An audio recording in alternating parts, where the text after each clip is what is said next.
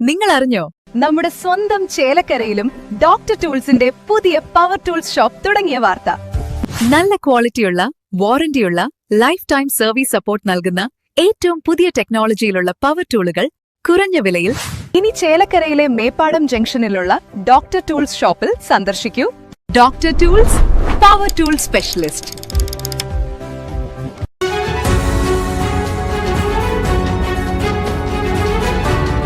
തിരുവല്ലോമല കൊണ്ടാഴി പഞ്ചായത്തുകളെ ബന്ധിപ്പിക്കുന്ന കുത്താമ്പുള്ളി കൊണ്ടാഴി പാലത്തിന്റെ നിർമ്മാണത്തിൽ വൻ ക്രമക്കേടെന്ന ആക്ഷേപം. കോടികൾ മുടക്കി നിർമ്മിച്ച പാലത്തിന്റെ ഉദ്ഘാടനത്തിന് ദിവസങ്ങൾ മാത്രം ബാക്കി നിൽക്കെ അഴുക്കുചാലിന്റെ സ്ലാബുകൾ തകർന്നു വീണത് ജനങ്ങൾക്കിടയിൽ വലിയ പ്രതിഷേധത്തിന് കാരണമായിട്ടുണ്ട്. 34.5 കോടി രൂപയുടെ നിർമ്മാണ പ്രവർത്തനങ്ങളിൽ വ്യാപകമായ അഴിമതിയും അശാസ്ത്രീയതയും നടന്നുവെന്നാണ് ഉയരുന്ന പ്രധാന ആരോപണം. ഇന്നലെ രാത്രി പെയ്ത നേരിയ മഴയിൽ അഴുക്കുചാൽ വഴി വെള്ളം ഒഴുകിയതോടെ സ്ലാബുകൾ തകർന്ന് താഴേക്ക് വീഴുകയായിരുന്നു.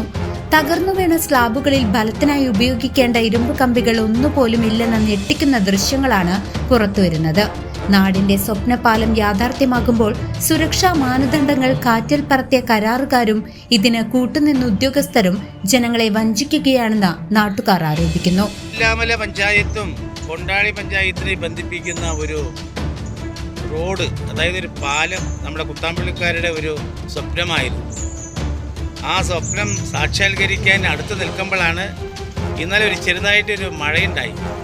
അപ്പോൾ ഈ കനാലിൽ കൂടി വെള്ളം പോയിട്ട് അങ്ങനെ തന്നെ ആ ഡ്രെയിനേജിൻ്റെ 2.5 അടിയുടെ ഇതാണ്, ഒരു വാളാണ് കംപ്ലീറ്റ്. അങ്ങനെ ഒരു ഭാഗം തന്നെ ഇട്ടു.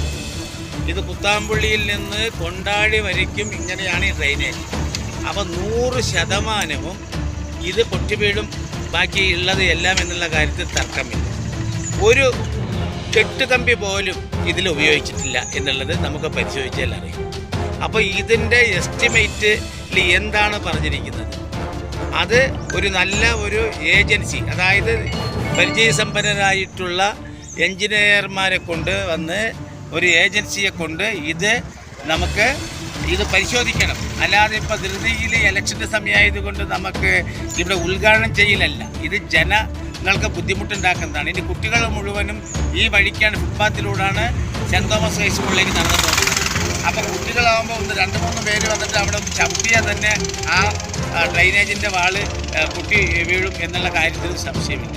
അതുകൊണ്ട് ഇതിൻ്റെ എസ്റ്റിമേറ്റ് പരിശോധിച്ച് 34.5 കോടി രൂപയാണ് കിഫ്ബിയിൽ നിന്ന് പാസ്സാക്കിയത്.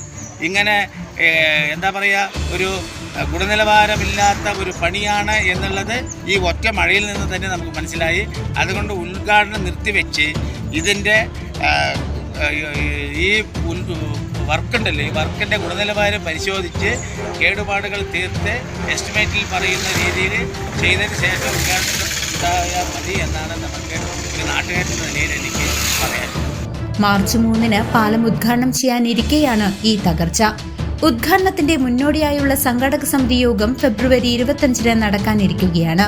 നേരിയ മഴയിൽ തന്നെ സ്ലാബുകൾ തകരുന്ന സ്ഥിതിയാണെങ്കിൽ വരുന്ന കാലവർഷത്തിൽ പാലത്തിന്റെ സുരക്ഷ എത്രത്തോളം ഉണ്ടാകുമെന്നത് വലിയ ചോദ്യചിഹ്നമായി അവശേഷിക്കുന്നു.